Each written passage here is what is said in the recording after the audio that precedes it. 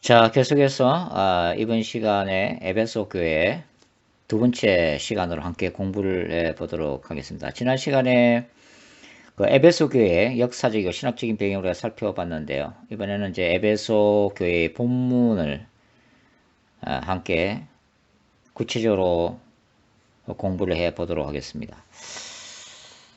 자, 사도 요한을 통해 소아시아 일곱 교회에 보내진 예수님의 계시가 바로 요한계시록이죠. 이 요한계시록은 그 소아시아 일곱 교회가 돌아가면서 읽도록 되어 있는 그 회람용 편지 형식으로 되어 있습니다. 그리고 그 내용은 묵시문학적 성격과 연서의 성격을 다 가지고 있죠.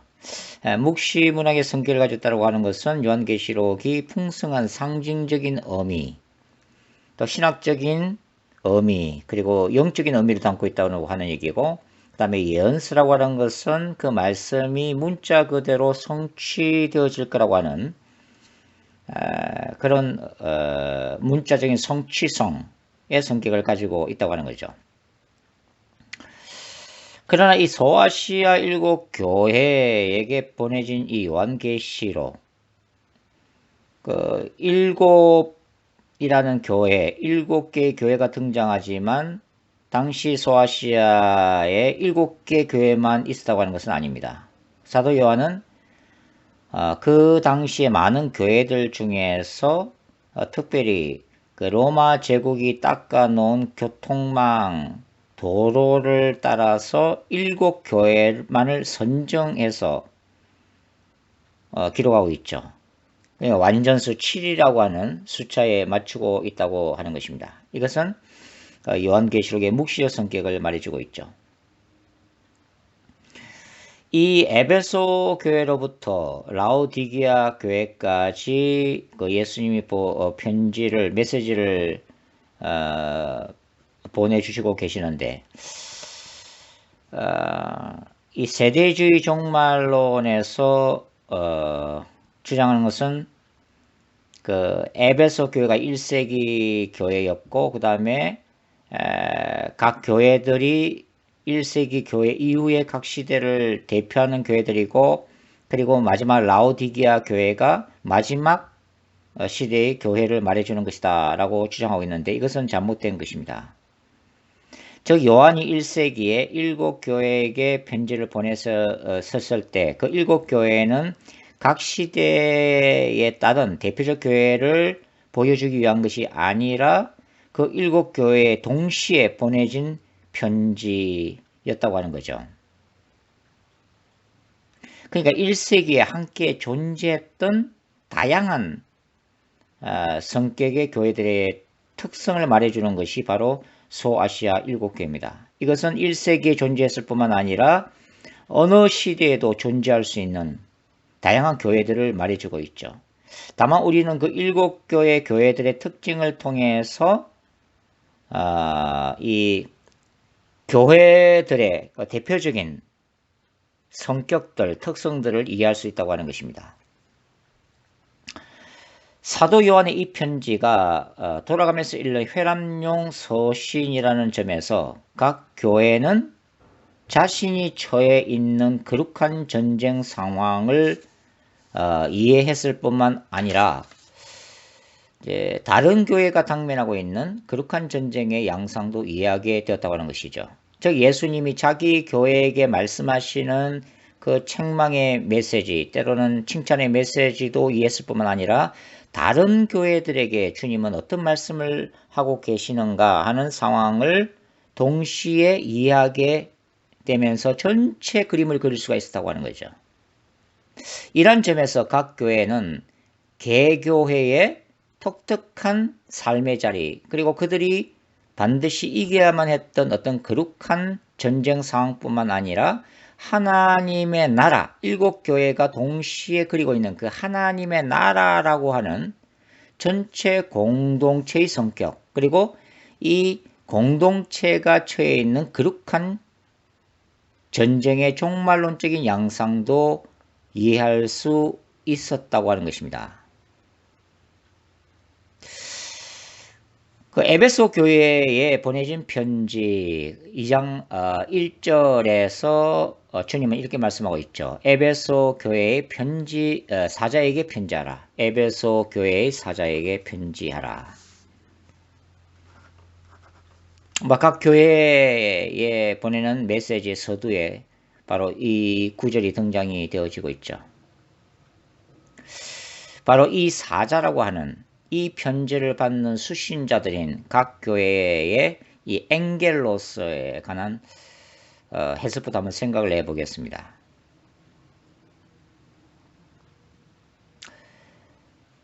에베소 교회의 사자에게 편지하라.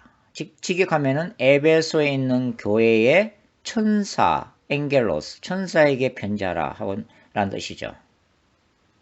사실 우리 대부분의 목사님들이나 복음주의 학자들은 바로 이 엥겔로스라고 하는 이 천사의 의미를 인간으로서의 그 메신저, 즉 교회의 진리를 전하고 가르치는 메신저이거나 또 각 교회를 책임지고 있는 장로, 감독, 목사 이런 식으로 이야기를 선호하고 있죠. 그 하나의 성경적인 근거를 든다면 마태복음 11장 10절을 들 수가 있겠습니다. 마태복음 11장 10절에 이렇게 되어 있죠. 기록된 바 보라 내가 내 사자를 내 앞에 보내노니 저가 내 길을 내 앞에서 예비하리라 하신 것이 이 사람에 대한 말씀이라. 지금 이 본문은 세례 요한에 대한 말씀이죠. 이 본문에서 이 사자라고 하는 헬라 원어가 바로 엥겔로스입니다. 엥겔로스가 원래 천사를 의미하는데 여기서 문맥적으로 보면 이 엥겔로스는 누구를 지칭하고 있나요? 영적인 존재인 천사를 의미하고 있나요? 아니죠. 바로 세례 요한을 의미하고 있습니다. 따라서 헬라의 엥겔로스는 천상의 존재인 천사나 인간 모두에게 사용되고 있음을 알 수가 있죠. 이 구절이 인용된 구약의 그 말라기 3장 1절도 마찬가지인데요. 구약에서 사용되는 이 하나님의 천사는 히브리어 말라크입니다. 말라크. 이 말라크가 세례 요한이나 또 언약의 사자로 오실 것으로 예언되어 있는 예수 그리스도에 대한 하나의 예언으로 사용되고 있다고 하는 거죠. 그러면 무엇이 문제일까요? 자, 이 부분을 우리 이야기 위해서 계시록 1장 20절을 먼저 한번 찾아서 읽어보겠습니다. 요한계시록 1장 20절 같이 읽겠습니다. 시작. 내 본 것은 내 오른손에 7별의 비밀과 7 금촛대라. 7별은 7 교회의 사자요 7 촛대는 7 교회니라. 자, 여기서 7 금촛대에 대한 환상이 뭘 의미하는 거예요? 7 금촛대가 뭘 의미하고 있죠? 상징하고 있죠? 7 교회를 상징하고 있죠. 그런데 7 교회의 이 앙겔로스를 이 편지를 받는 인간 수신자인 교회의 감독이나 장로로 해석하게 되면 거꾸로 이들은 7별과 동일한 존재가 되죠.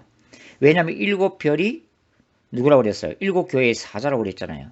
그러니까 7 교회의 사자를 7 교회의 목자들로 이해하게 되면 감독으로 이해하게 되면 이 감독들은 거꾸로 7 별이 되는 것이죠. 자, 여기서 이제 우리가 생각을 좀 진지하게 해봐야 된다는 것입니다. 이 별이 과연 인간을 상징할 수가 있는가 하는 거죠. 그것도 요한계시록 안에서 어떻게 사용되고 있는가 하는 것을 우리가 고려할 필요가 있습니다. 요한계시록에서 이 별은 두 가지로 해석됩니다. 첫째는 말 그대로 하늘에 있는 문자적인 의미에서의 별을 의미하고 있죠. 요한계시록 6장 13절, 8장 10절, 12장 1절 등입니다. 또 다른 구절 속에서는 문맥상 상징적인 의미에서 초자연적인 존재인 천상의 천사를 의미를 합니다. 요한계시록 9장 1절, 12장 4절 등등이죠. 그러니까 이 요한계시록 1장 20절의 별은 물리적인 별이 아니라 사실 문맥상 상징적인 의미에서 천사로 이해하는 것이 자연스럽다고 하는 것입니다. 그렇게 되면 요 일곱 교회의 엥겔로서는 말 그대로 일곱 별로서 상징되고 있는 일곱 천사가 되는 것입니다. 이런 관점에서 우리가 이야기되면 수신자는 요한계시록의 수신자는 각 교회를 지키는 하나님의 천사가 된다고 하는 거죠. 소위 말하는 수호 천사론이 대두됩니다. 이러한 해석이 비성경적인 것만은 아닙니다. 대표적인 구절인 사도행전 12장 15절을 한번 보죠. 사도행전 12장 15절. 사도행전 12장 15절은 이렇게 기록되어 있습니다. 저희가 말하되 네가 미쳤다나 계집아이는 힘써 말하되 참말이라니 저희가 말하되 그러면 그의 천사라 하더라. It must be his angel. 자, 이 본문은 이 구절은 무엇에 관한 구절이에요? 사도행전의 저자 누가가 베드로가 옥에서 풀려 나와서 다른 제자들이 모여 있는 그 마가의 집으로 왔을 때 이 마중을 나왔던 계집 종이 베드로가 왔다고 하니까 제자들이 하는 말이죠. 그러니까 베드로가 살아서 올 리가 없다 말이죠. 그러면은 틀림없이 베드로의 천사일 것이다. 베드로의 천사. 그러니까 당시 1세기의 그 유대인들 그리고 제자들은 바로 그가 베드로를 지키는 수호 천사라고 인식했다는 것을 말해주고 있는 것입니다. 또 다른 구절도 한번 찾아보죠. 마태복음 18장 10절입니다. 그 예수님의 말씀인데 예수님이 이렇게 말씀하시죠. 삼가 이 소자 중에 하나도 업신여기지 말라. 너희에게 말하노니 저의 천사들이 하늘에 계신 내 아버지 얼굴을 항상 배움느니라. 자, 이 구절은 어떤 문맥에서 등장돼요? 어린아이들이 예수님께 나오니까 제자들이 만류를 했죠. 그때 예수님이 하신 말씀입니다. 그러니까 예수님의 말씀은 마치 어린 아이들을 지키는 그들의 천사들, 수호 천사들이 실제로 존재하는 것처럼 지금 말씀하고 있다고 하는 것이죠. 이것이 성경에 나타내는 초자연적인 세계관입니다. 다니엘서는 어때요? 다니엘서 특별히 10장 이렇게 13절이나 20절을 보면 페르시아나 헬라 제국을 수호하는 정사와 권세급 천사들이 존재하는 것처럼 묘사하고 있죠. 물론 고위급 악령들이긴 하지만 말입니다.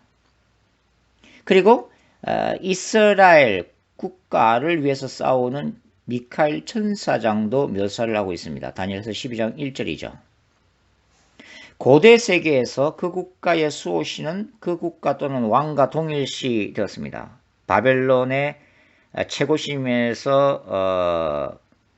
최고신으로 숭배를 받았던 마르둑이나 아수르의 국가신 아수르, 그리고 이집트의 최고신 태양신 라, 그 로마 제국의 수호신으로 숭배를 받았던 주피터 등등이 그러하죠.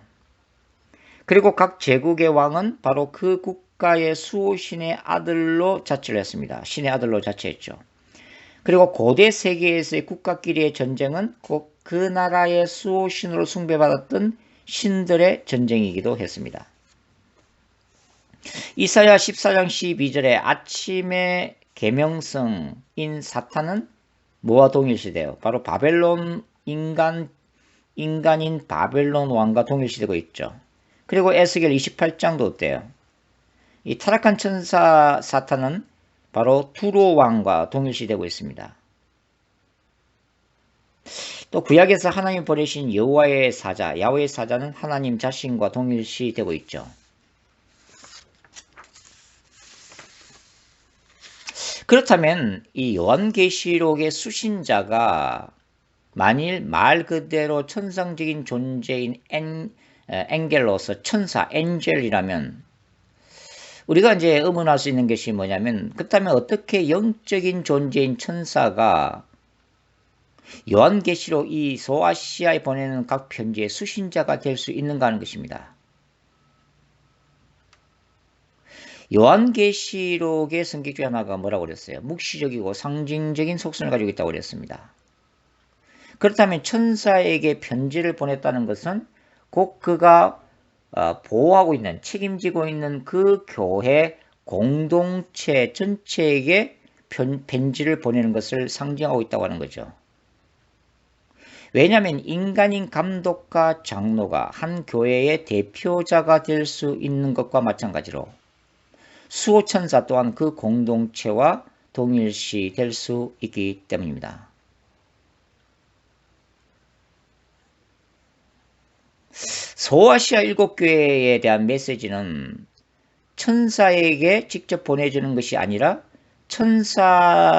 천사에게 각 교회를 담당하고 있는 천사에게 보내주는 형식을 통해서 실제로는 인간인 교회 공동체에게 보내주는 것이죠.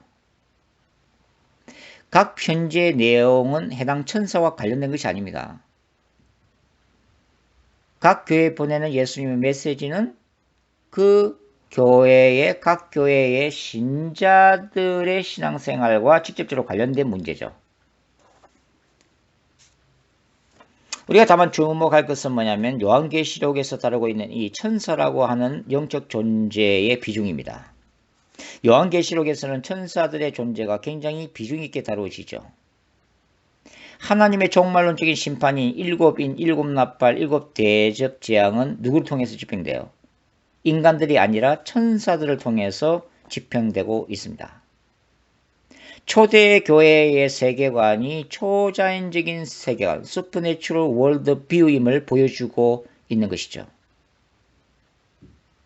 이러한 천사들의 역할이 인간의 죄악과 사탄적 권세를 대항하는 그리스도의 종말론적 거룩한 전쟁의 도구로 사용되고 있음은 분명한 사실입니다.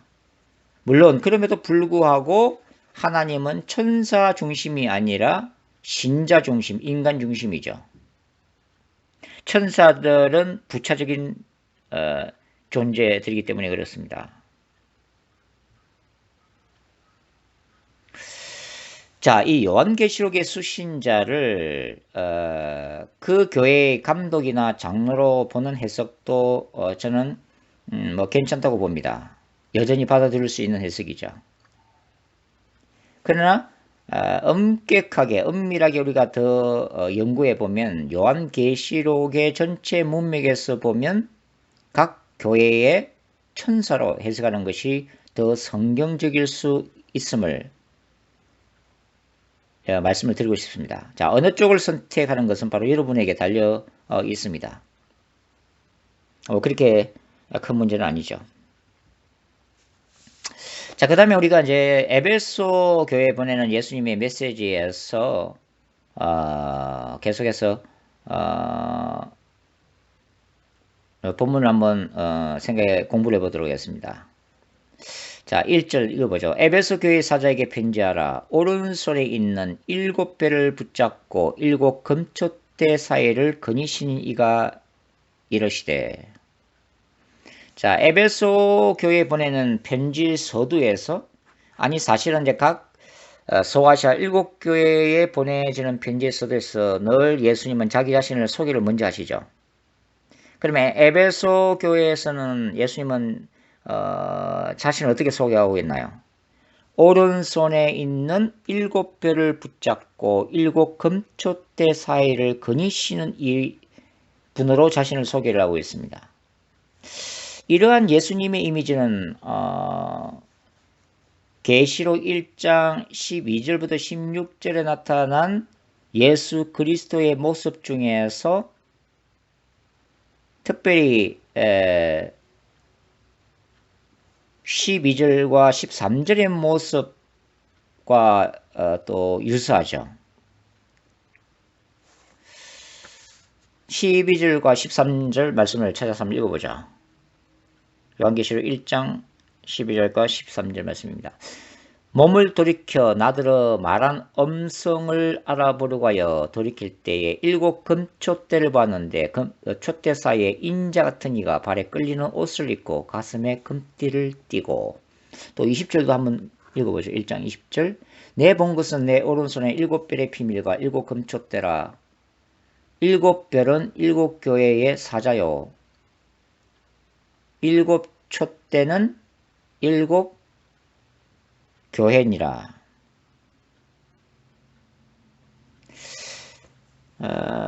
일곱 금촛대가 뭘 상징한다고 그랬죠? 소아시아 일곱 교회를 상징하고 있다고 그랬죠.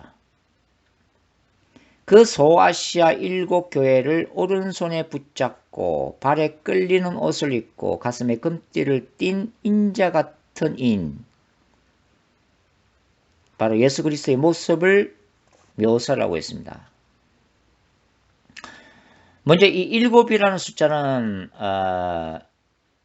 하나님의 완전수 7을 얘기를 하면서 전체 교회를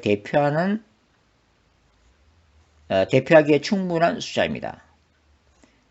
동시에 이 숫자는 로마 제국의 수도인 로마를 상징하는 숫자이기도 합니다.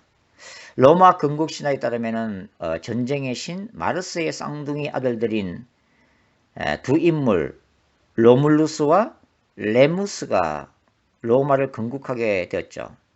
바로 팔라티노 언덕을 포함한 7개의 언덕 위에 초대 도시 로마를 건설하게 됩니다. 이런 이유 때문에 이 요한은 1세기 로마 제국을 상징하는 음녀 바벨론을 어떻게 묘사하고 있나요? 요한계시록 18장 9절 이렇게 기록하고 있죠. 7산에 앉아있는 여자로 묘사를 하고 있습니다. 7산에 앉아있는 여자. 이 7산이라는 것이 바로 로마의 7개의 언덕을 얘기하는 거죠. 1세기 최강의 로마 제국은 7 언덕 위에 세워진 로마를 중심으로 세계를 통치하고 있었습니다. 그러나 바로 이 로마 또한 결국 하나님의 종말론적인 심판을 받게 됩니다. 요한계시록 17장과 18절이죠. 17장과 18장에 나타나 있습니다. 그러나 이 로마 제국의 지배를 받고 있고 박해를 받고 있는 연약한 7교회, 소아시아 7교회는 상대적으로 하나님의 권능의 오른손에 늘 붙들려 있다는 것을 지금 예수님이 말씀하고 있습니다. 지금도 마찬가지죠. 오늘날 교회들은 죄악 때문에 시청그리고 무너지고 있고 또 사회 지탄을 받고 있습니다. 교회 성장은 이미 멈췄고 많은 개척교회들은 자립하지 못하고 절망 가운데 생존 자체를 위해서 몸부림치고 있는 상황이죠. 한때 세상의 예언자적인 가르침으로 방향을 제시하기도 했고 죄악 가운데 빠진 세상 사람들에게 교회는 거룩한 삶의 방식을 통해서 존경을 받은 적도 있었습니다. 초대교회는 교회 안에서 강력한 하나님의 임재와 성령의 불같은 역사로 기사와 표적이 일어났죠. 그래서 불신자들을 두렵게 만들면서 그 성령의 권능으로 바로 수많은 영혼들을 구원함으로써 구원의 방주 역할을 감당했던 적도 있습니다. 그러나 이러한 강력한 교회 이미지는 이제 사라지고 있죠. 그럼에도 불구하고 우리는 여전히 교회 공동체의 머리 대신 예수께서 그분의 권능의 오른손으로 오늘날의 연약한 교회들을 1세기 교회와 마찬가지로 붙들고 보존하고 계심을 믿습니다. 때가 되면 부흥의 불은 다시 타오르게 될 것입니다. 예수님의 재림 직전에 하나님의 교회, 저는 그것을 두정인 영성적 교회라고 부르는데요. 마지막 기독교라고 부르는데요. 하나님의 영광이 회복되면서 지옥에 떨어지고 있는 수많은 영혼들이 갈급함으로 교회를 찾아오고 주님을 만나고 구원받는 날이 올 것이라고 하는 것입니다. 오늘은 여기까지 하고 다음 시간에 계속해서 에베소 교회 나머지 본문들을 한번 같이 공부를 해보도록 하겠습니다. 기도하고 마치겠습니다. 거룩하신 아버지 하나님, 그렇습니다. 주님을 찬양합니다. 7 금촛대 금촛대를 붙들어 주시고 그 금촛대 사이를 거니시는 주님을 찬양하고 높여드립니다. 오늘날의 연약한 교회 사이에서도 주님은 지금도 변함없이 거니시며 붙드시고 계심을 우리가 믿고 고백드립니다.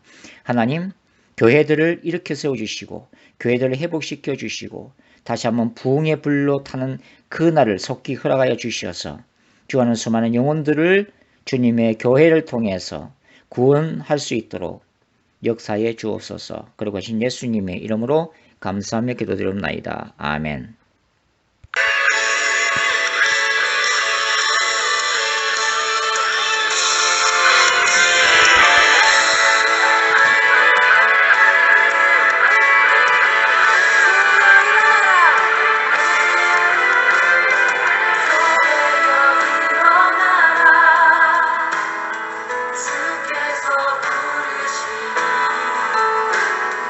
두려움과 실패 내려놓고